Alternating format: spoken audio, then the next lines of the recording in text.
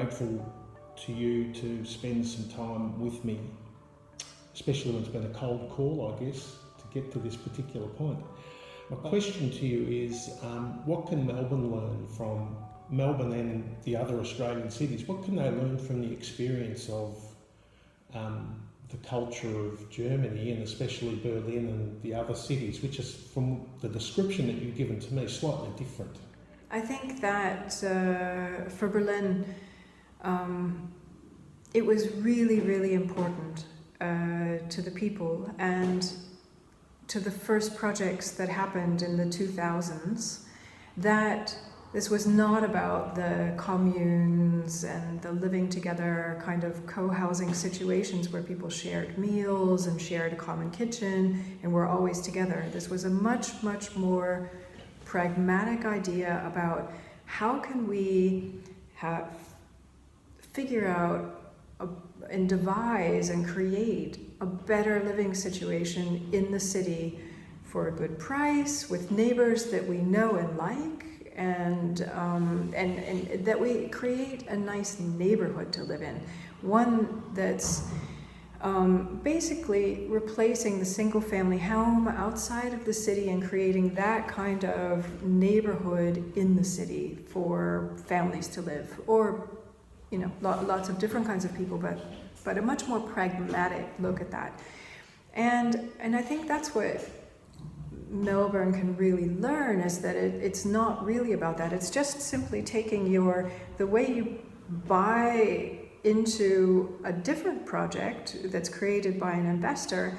You can buy into a Baugruppe, but the fact is that you have a lot more to say in how this is developed. And when you start to get to know the others over time, then you can start to think about how to share things, what to share, and what will make your life easier and actually be even more affordable if you share that kind of thing. And it's much, much more about having your own place, and your own, and being able to make the kind of decisions about how much and how and what do you want to share and interact with your neighbors.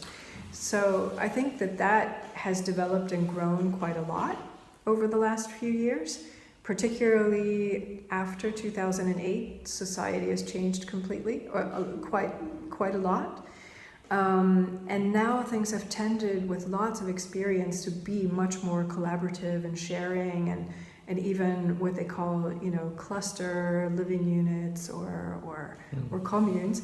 So, but that it's grown in that way, but it didn't start out like that. And so in Berlin, it's much more about creating your place and saving money at the same time. And it's creating an alternative on the market to what investors have been. It's basically, there's no diversity on the market, and so this offers an alternative on the market. And the interesting thing that's happened in Berlin is that usually you have, if you only have an investor-based real estate market, you have a high amount of flats that have a very low quality and a very high price. But when you start to get these kind of buildings, the Baugruppe has shown that enough of these are on the market now that you have a really high quality to a really low price. So now the investors have had to catch up. They've had to raise their quality and lower the prices. So in order to kind of, so it's created a diversity on the market, but it's also offered people the possibility to think outside of the box and to say, what do I really want? And how might I really want to live in the city? Now, this is a bit different than, for example, in southern Germany, or even in Hamburg, like in Freiburg, Tübingen. Now, these are cities that have land and were able to, when they were creating, redeveloping brownfield sites, they actually parceled some of that specifically for Baugruppen, in a kind of an investor competition, invited groups to come to the table. And the reason they did this is because they know that a Baugruppe is a kind of a community that will help create a neighborhood in a new development area. So they kind of use them and instrumentalize them to create these places. And on the other hand, though, those architectural examples are just kind of, they're similar to what else is on the market. They are good communities, and it's quite amazing what they've done. But in Berlin, the situations, the architecture is much more, let's say, creative, and the living solutions are much more creative. And I think it's the kind of the spirit here that people really started to think outside of the box, and it's kind of goes along with the spirit of Berlin.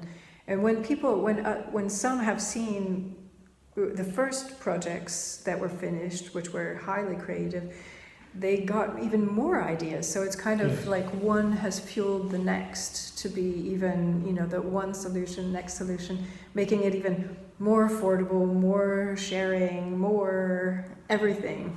And one example really leads to the next solution.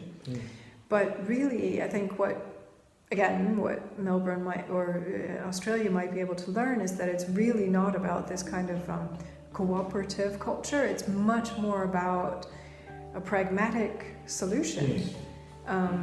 And it's much more about single-family homes stacked and basically finding a way to live in a nicer community or neighborhood, more like neighborhood in that sense.